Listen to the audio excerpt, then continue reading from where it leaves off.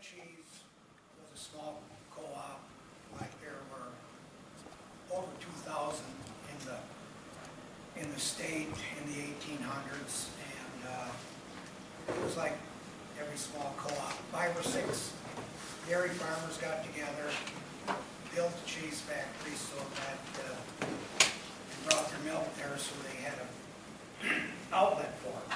And there were a lot of them because it was horse and buggy days. So it was not very practical to, number one, travel very far. Number two, excuse me, there was no refrigeration, so typically they delivered milk morning and night, and cheese was typically made morning and night. They made cheese twice a day, but also in that era, it was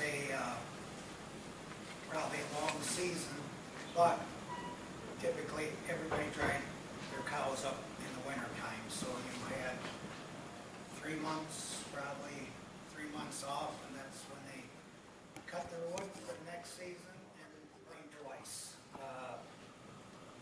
I'm not sure the date of the first time, but I presume it was sometime in the 1890s. The second time was in 1912. But, and this is a story from my mother, but after some research I was doing today, I'm not sure about this story. She always told me it was called the Stafficker Factory, but I found a picture of the Stafficker Factory today, and I don't know where it was located. It said Route 2, and I have no idea where Route 2 was at the time, but so I doubt that Klondike used to be the Stafficker Factory, although one of the patrons that shipped there and was the secretary of the co-op was a Stafficker. But anyway, the story Mom told me all the years growing up was that when it burned down, the farmers rebuilt it. After they were done, they were drinking the cheesemaker's wine, and one of them decided maybe we should rename this Klondike because digging in this rock, we could have just as well been up in Klondike digging for gold. So that's my mother's story, but now I'm starting to doubt it. My grandpa Ernest came to Klondike in 1925, and he was a cheesemaker at the Mythaler factory, which was a couple miles down the road, down by Jordan Center. And his brother Seaver was a cheesemaker, and at one time, I know he made cheese. It was down in the factory on Falk Road, and I couldn't find the name of that plant.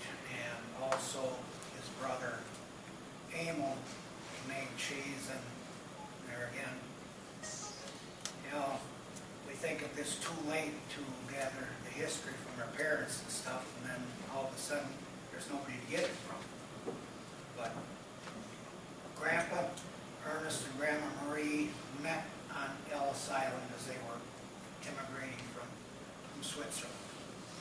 So Grandpa was a cheesemaker at Klondike, hired by the co-op until Dad got home from the service in '46, and then Dad was hired as a cheesemaker, and Grandpa and Grandma moved to town, and Grandpa went to work for Triangle Cheese. In 1947, the co-op remodeled the factory. We found one picture of the factory before, and that's the only way I know it was a 4-kettle cheese factory, which for that day was a pretty good sized factory. But when they remodeled, they put in 10 kettles, so it was a pretty good sized factory. And we made Swiss cheese. At one time, we for a lot of years, we had 13 kettles in there, and there again, your milk supply varied a lot, winter to summer, and obviously summer was a flush, and we made the most cheese in the summertime, and at one point, the most Swiss cheese we made, we had 17 kettles, and we made 2 of them over. And now that amount of milk seemed like a tremendous amount at that time, but now it won't even fill one of our bags. When I was growing up in the factory, we had a total of 4 pumps in the whole factory, and actually 3 pumps. And their total horsepower was like 2.5 horse in total. Right now in our milk intake alone, we've got 4 pumps and 45 horse. And in the whole plant now, there's probably 100 pumps. I was going to get them counted today, but I didn't have enough time. There's a lot.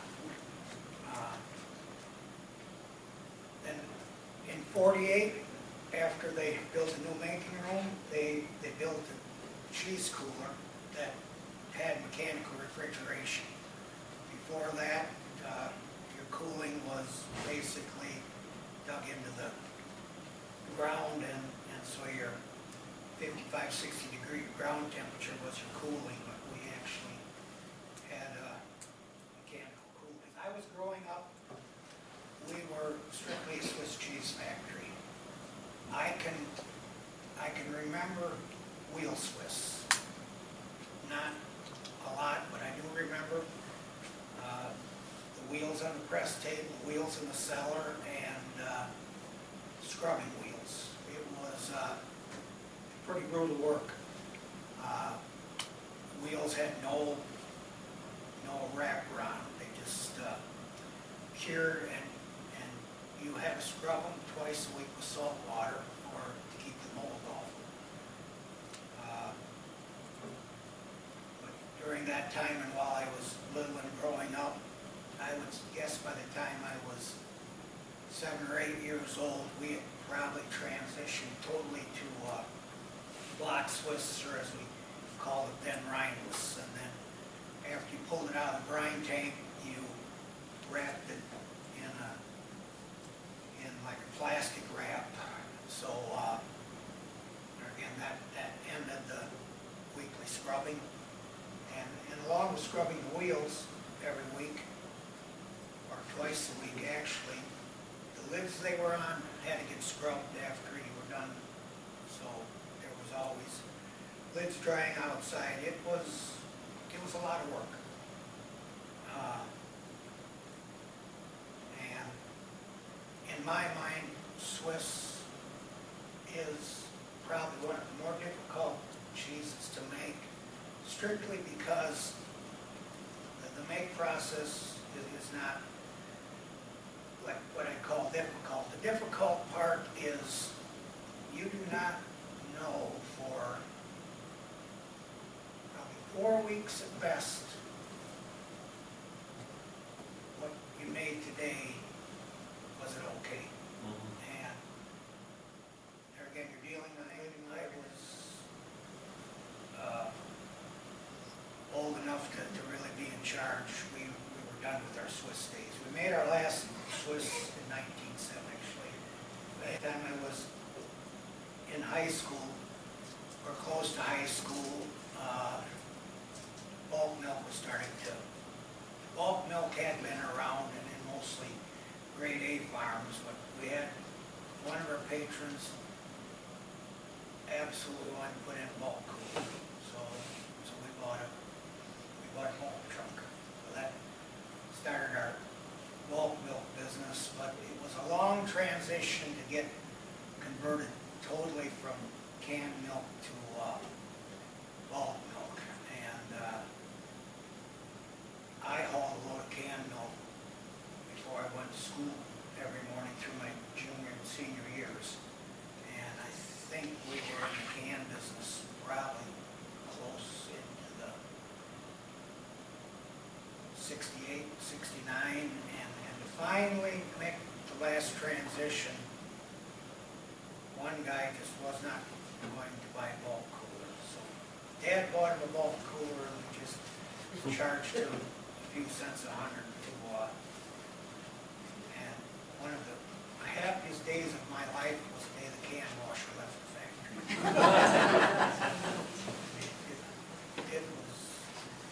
It was living on borrowed time. For every hour it ran, we probably spent 2 hours repairing it. Just not effective per se, and didn't really clean the cans very good. You had a much higher quality of milk once we had no can milk anymore. Made it much easier to make cheese. Then with the advent of bulk milk, the bad thing about having a bulk truck was the winter time, because you got to go outside with a pail of water and a brush, and you climbed up and you climbed in the truck, and you drug your water hose with you. And it wasn't a bad job in the summertime, but middle of winter it wasn't much fun out there. And so we put up bulk milk intake, and at that same time we also added a making. Swiss chuck price just wasn't good, so we actually transitioned into making cheddar cheese for Morton's. And again, by January of '70, that transition was complete, and that was our last time we ever made Swiss cheese.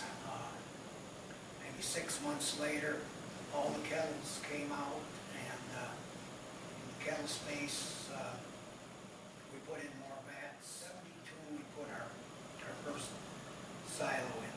So probably I'm sure we're still making cheese 6 days a week then, but Mondays was always a really big day, and Tuesday less, and by Saturday it was usually a pretty easy day, except that was always the day. If there was one day of the week that the starter didn't want to work right, it was Saturday. Never failed. So instead of having a short day, you had a long day sitting around waiting for the acid to develop. We did as many truck repairs as we could, primarily brake repair and things like spark plugs and springs. We broke a lot of springs.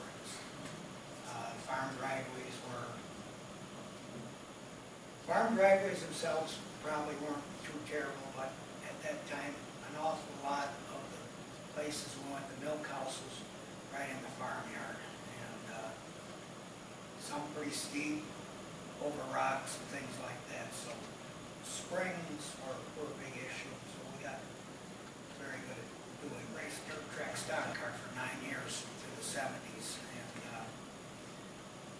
it was. Once in a while we'd have a really bad wreck or something, and the neighbor who milked cows was also a partner in our stock car. So if the car was incapacitated and we couldn't roll it in and out, we put one end on dollies and he'd bring us tractor and manure loader down, and we'd haul it in and out. So we got the job. Milk intake, we put in our first milk holding tank of gigantic volume of 4,000 gallons. Now we've got 17 different silos, capacity, the smallest one being a brine silo with 10,000 gallons, and milk silos of, we got a small 25, 40s, 50s, and the biggest one is 60,000 gallons, and that's over 500,000 pounds of milk that hold. So, and now we operate 5 days a week, so come Monday morning, there's a fair amount of milk setting around, because our intake averages about 360,000 pounds of milk a day. So you've got Saturday and Sundays, and some Fridays, late pickups. there, the afternoon routes are there too. So we've got, things have to go on Monday morning or it's not free.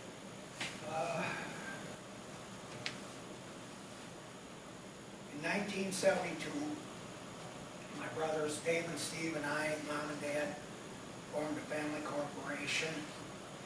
Then in '73, we bought the assets of the co-op. Members were not, actually had no interest in the operation of the co-op anymore, to the point where for 5 or 6 years, Mom was doing the co-op books as well as our books.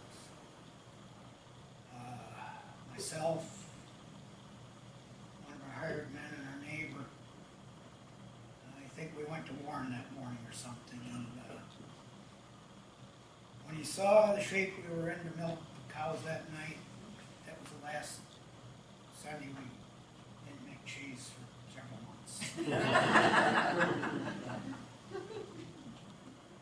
But he got over it, and so we did go back to 6 days a week, and despite what Mom said, that the reason Swiss made cheese 7 days a week is so they wouldn't forget.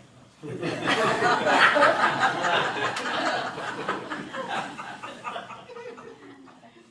was working pretty good.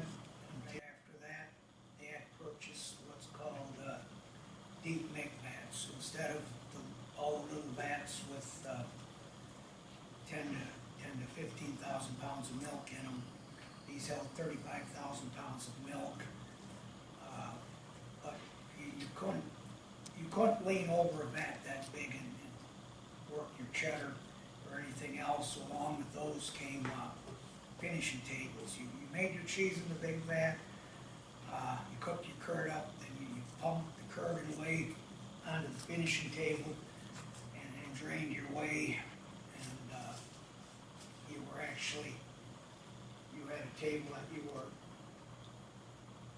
only kind of bent over. You weren't leaning clear down to practically your toes to turn the cheddar slab. Brick Munster, or the end of it, or do we do Greek yogurt?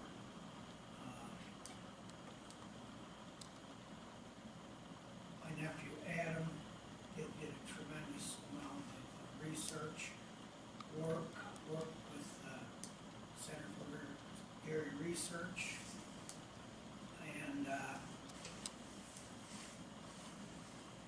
we developed a product. Earlier in our lives, we had purchased a one-truck sales and distribution business from the guy who bought cheese from us and went to Chicago, and my brothers went and bought that while I was on vacation. Guess who's got to be the truck driver? A lot of transitions through that period. Whey being one of the biggest ones. But there again, it also kind of changed our lifestyle. The cheese making schedule was not when we wanted to start like 5 in the morning. It was when did we have to have the first load of whey out for the whey plant to run. So all of a sudden we weren't getting up at 4 o'clock. We were starting at 2 o'clock, sometimes 1:30 as well. It was actually the whey situation that caused a lot of the transition for cheese plants to be operating a lot earlier than they typically did. The years growing up, I mean, typically start time was about 5 o'clock, and you made cheese. You usually were done